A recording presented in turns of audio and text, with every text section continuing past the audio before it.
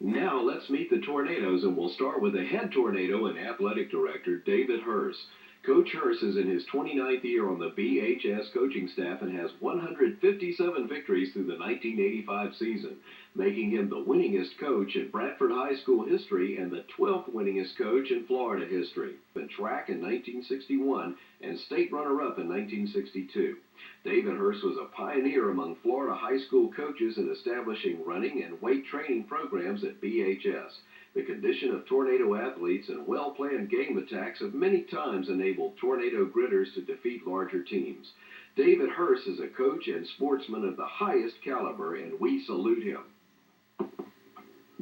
Hello, this is Terry Vaughn from WPXC AM and FM in Stark, and I had the privilege of providing the play-by-play action for tornado football during the 1985 season. And believe me, it was one of the biggest thrills of my life just to see this team develop from a less than spectacular beginning into a powerhouse by year's end. The 1985 Tornadoes were a joy to cover. As I alluded to earlier, the 85 season did not exactly start with a bang. On an overcast September evening in Williston, our Scarlet and Gray Soldiers took the field without their general. Minutes before kickoff, Coach David Hurst decided not to start star quarterback Frank Long. Long had injured a knee in practice earlier, and the coaching staff did not want to risk further injury so early in the season. So untested junior quarterback Johnny Clark was thrown into the battle, and because of Clark's inexperience, Coach Hurst stuck with a conservative game plan. With Long out of the way, the 2A Williston team smelled blood and forged ahead following a tornado turnover deep into their own territory. Williston cashed in on the opportunity but missed the extra point to take a 6-0 lead into the half. Tornado fans were shaking their heads in disbelief as the lofty dreams of the 85 team were in danger of being shattered almost before the season had started. The reeling Tornadoes got off the deck in the second half, however, and applied the knockout punch after recovering a Williston fumble deep and marching in to tie things up. Johnny Clark had thrown sparingly in the game, but connected on a key third down pass to set up the touchdown. David Hamilton's point after touchdown gave the Tornadoes the lead, and Billy Jackson picked off his third interception in the waning moments to preserve the first victory. Like a good foot soldier, Johnny Clark had survived his baptism of fire in place of Frank Long, but the 7-6 escape gave Tornado fans no indication of what lied ahead. The Tornadoes hit the road for the second consecutive week the following Friday to challenge the Fernandina Beach Pirates. Frank Long was back in the lineup, and his presence was really felt as the Big Red offense moved the ball well, but penalties snuffed out several promising drives.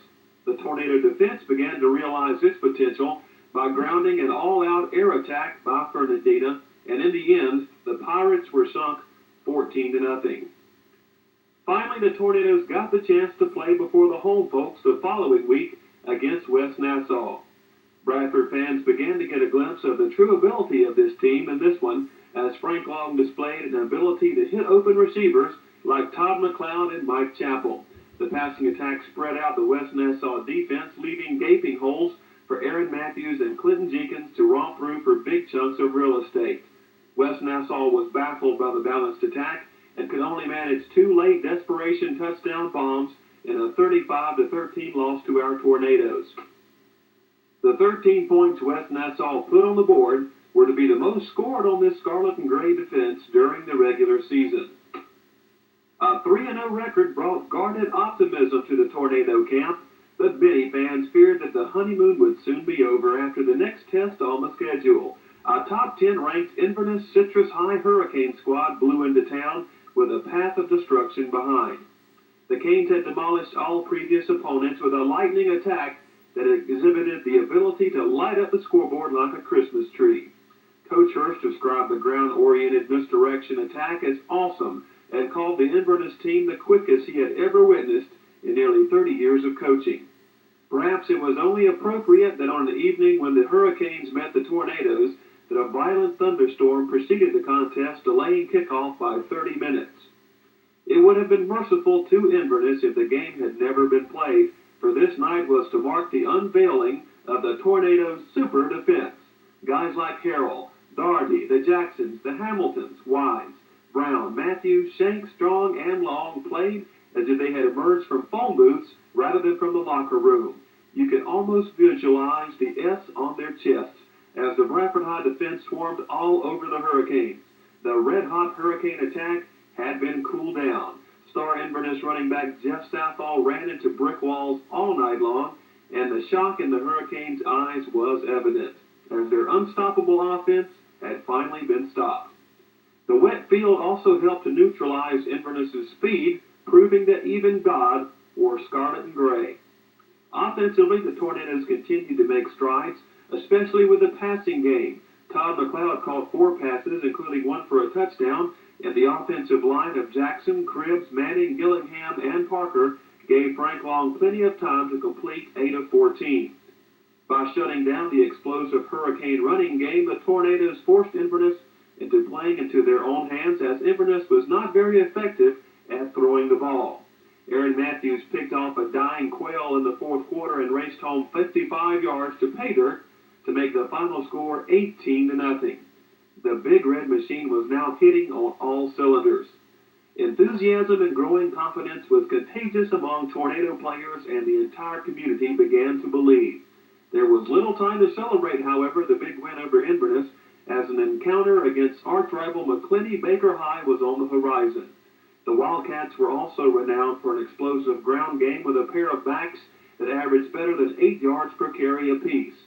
After dominating the series for so many years, Bradford High had not defeated their bitter rivals in 3 years, and McClenny was determined to keep that streak alive. Fate would be on the side of the Tornadoes on this night, however, as defensive lineman Greg Jackson batted a McClenny pass into the hands of teammate Chris Daugherty, who rambled to the Wildcat 1-yard line before fumbling. Wendell Shanks saved the day by pouncing on the loose ball at that point, and Long delivered a touchdown strike moments later to tight end Mike Chappell, and Bradford High was never to look back. Frank Long and Clinton Jenkins each rushed for scores as well, and the Tornado defense held McClenny to a measly 66 total yards. The proud Wildcats returned to McClenny with a 21-0 whipping, and the Tornado Express continued to gain steam. Bradford High showed no signs of coming down from their emotional mountain against a good North Marion team. Lightning-fast Andy Jones had almost been a forgotten member of the Tornado attack during the first half of the season, but he began to make his move against the Colts, snaring 2 touchdown passes from his slot position. He also left North Marion defenders gasping in the dust. Clinton Jenkins continued to emerge as a star runner as the Tornadoes dominated play. A frustrated North Marion squad had to resort to trickery, utilizing reverses, halfback passes, and even a fumble Ruski play to move the ball, but sleight of hand was not enough. All of the magic this night belonged to Bradford High, and the 37-10 win gave the Scarlet and Gray a 6-0 record. The Crusaders of Bishop Kenny High proved to be easy prey the following week as the Big Red Machine continued to roll 35-7. The Tornadoes ran for 190 yards while passing for 182, and Andy Jones scored on 2 long-distance sprints from the tailback position. A large homecoming crowd was on hand to cheer on the Scarlet and Gray against the Paxton Eagles. Many members of the championship 65 and 66 teams were on hand, and they no doubt experienced feelings of deja vu as Bradford High chewed up the Eagles 42-0. The dream of another championship year was alive. The Tornadoes went from being unranked during the preseason to being ranked number 1 in the state. This shutout against Paxton was the first of 3 consecutive as the Tornadoes wiped out Tavares 35-0 and then Santa Fe 28-0. The win over the Raiders avenged the loss in the '84 playoffs and left the Tornadoes with a perfect 10 wins after the regular season.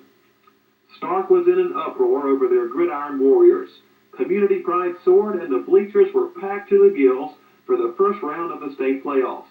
Inverness was the opponent, and the Hurricanes came to Bradford Field chomping at the bit to gain revenge for their earlier loss at the hands of BHS. Early on, it appeared the Tornadoes were to pick up where they left off by scoring on their first possession to take a 7-0 lead. It soon became apparent, however, that this was not the same Hurricane team that had folded some 8 weeks earlier. Inverness backs Joe Southall and Larry Tribble began to find seams in the Tornado defense, and the Inverness quickness, a team trademark, started to get the upper hand. What began as a seeming laugher became a real war, and the score was tied at 7 midway through the final quarter. Momentum had swung heavily in the favor of Inverness, and when a bad snap sailed over the head of BHS punter David Hamilton, the Hurricanes were in the driver's seat with the ball deep into Tornado territory and with only a few minutes left in the clock. The adrenaline was really pumping through the veins of the Hurricane players as they appeared to have a playoff victory in their grasp. Inverness methodically drove inside the Tornado 10-yard line and ran the clock down to within 10 seconds to go in the contest. A chip shot field goal was all that was needed to end the Tornado dream. Coach Hurst called consecutive timeouts to rattle the Inverness kicker as the Tornado faithful held their breath. You could almost hear the hearts pumping wildly in unison in the stands as the Hurricanes lined up for the game-winning field goal. Time was frozen as the center snapped perfectly to the holder. But it again seemed that fate intervened at this point as the holder bobbled the placement and was smothered by Lonnie Hamilton. The crowd was going wild. The Tornadoes had stared elimination square in the face, but beat long odds to stay alive. But an overtime session still had to be played to settle the score. With a Kansas-style tiebreaker, each team had 4 tries from the 10-yard line to punch it in, and a rejuvenated BHS 11 scored on the very first play of the tiebreaker on a 10-yard pass from Long to Jones. David Hamilton's PAT made it 14-7, and the win was clearly taken from the Hurricane sails. Tornado fans cheered wildly as 3 plays netted no yardage for Inverness. One more time was the chant heard ringing throughout the stadium as a screen pass was stopped at the 5 to drive the final nail in the Hurricane coffin. Despite their perfect record and number 1 ranking, the Tornadoes were forced to take their show on the road to the capital city of Tallahassee for the semifinal game of the playoffs. A talent-laden Godby Cougar team had defeated several 4A schools during the regular season and was blessed with athletes that had the college scouts drooling. One such athlete was a linebacker by the name of Martin, who had terrorized opposing offenses. The cards seemed stacked against the Bradford High team, but the old master, David Hurst, had an ace or 2 left up his sleeve. Hurst realized that the Godby coaching staff utilized a computer to get a printout of Bradford High's offensive tendencies, so he decided to put a monkey wrench in the works. Abandoning his customary game plan, Hurst called for a bomb on Bradford High's second play from scrimmage, and a streaking Andy Jones caught up to Frank Long's long-range missile before being dragged down inside the 5. Clinton Jenkins busted over from there to give Bradford High the early lead. Throughout the game, Hurst put in new wrinkles to keep the Cougars off balance. Tight end Mike Chappell was sent in motion at the line to counteract linebacker Martin, and the much-heralded defender was never a factor. In addition, the Cougar defense was obviously keen on workhorse tailback Clinton Jenkins, so Hurst split his running backs and lined them up tight to the line of scrimmage, and fullback Aaron Matthews got the majority of the calls for good yardage. Several thousand Tornado fans who made the trip were treated to an outstanding effort on both sides of the ball. Greg Jackson sacked the Cougar quarterback several times, and Ron Brown snared 2 interceptions late in the game to snuff out last-ditch Godby efforts. The 16-6 win left only 1 hurdle to cross for a state championship.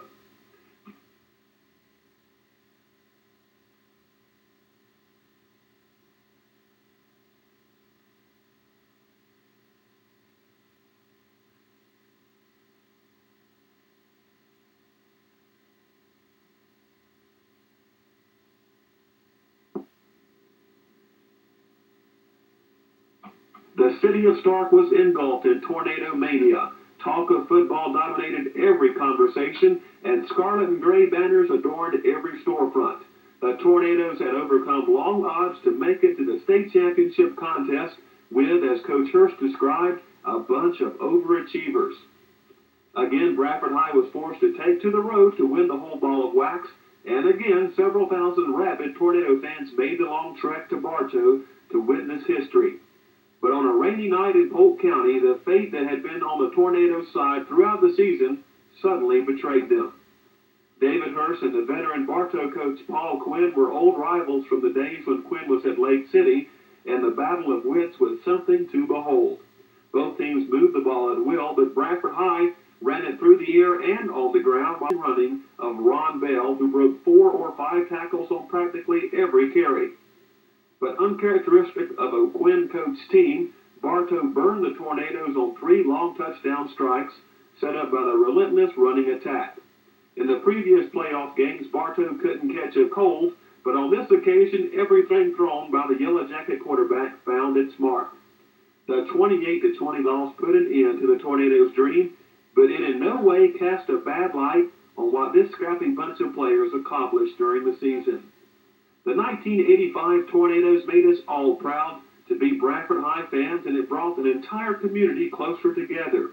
1985 will forever be etched into the memories of all Bradford High fans, and this team will be remembered as one of the best at a school with a rich football tradition.